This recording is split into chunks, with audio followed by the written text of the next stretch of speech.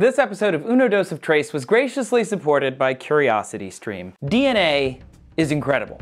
You exist because of this mix of four chemicals, adenine and guanine, cytosine and thymine, and they pair off and they create instructions for life. But why four? And why these four?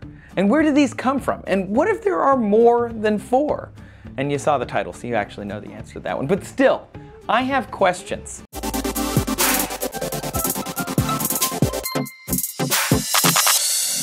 Welcome to Uno Dose of Trace. I love that you're here. Thank you for your support. And if you haven't already, take a second and join us. Click subscribe, click the bell, follow on the gram and on the Twitter.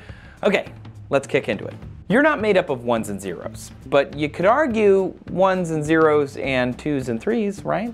ATCG. Our DNA contains 3 billion individual letters, right? The representations of those four chemicals. If you split those into groups of 240 characters, that equals 145 days of tweeting every second, 12.5 million tweets per person. There are billions and billions of combinations of these base pairs.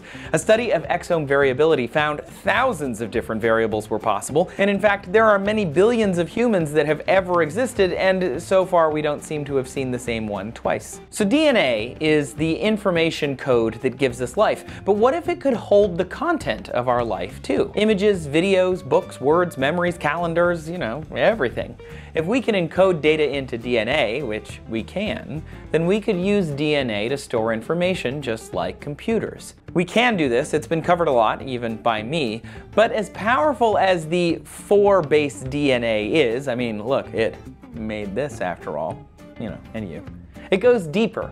What if 4 letters was just the beginning? Why not 6 or 8 or 10 or 12? In the mid-1980s, some scientists started to think about DNA in this exact way, and just recently, they finally managed to make their invention work. That's right, they invented new DNA. The result of more than 30 years of research is a new 8-base DNA.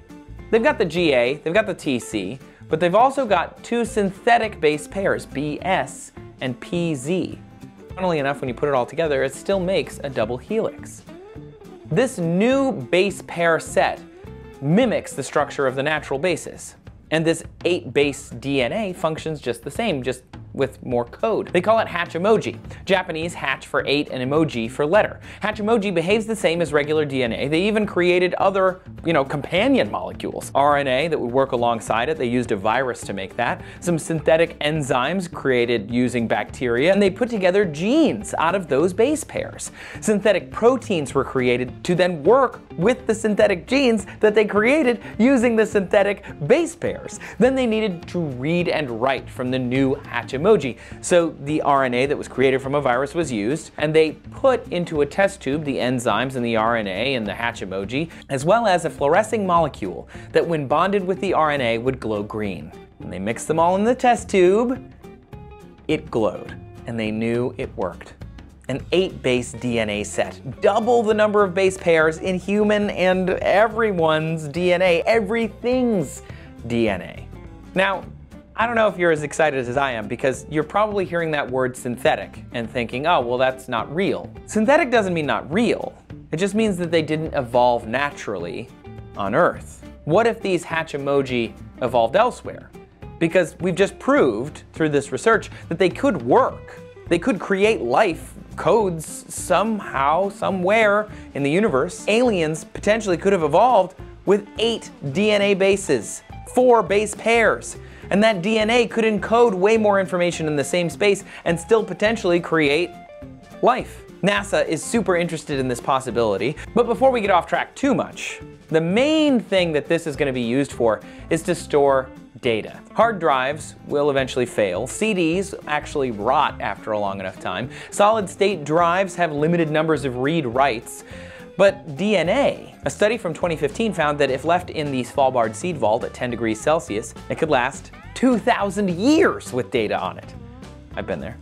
IDC, a marketing firm, worked with Seagate, a data storage company, and they determined that by 2025, humans are going to have 175 zettabytes of data that we have created and have to store. According to New Scientist, 1 gram of DNA could hold 455 exabytes.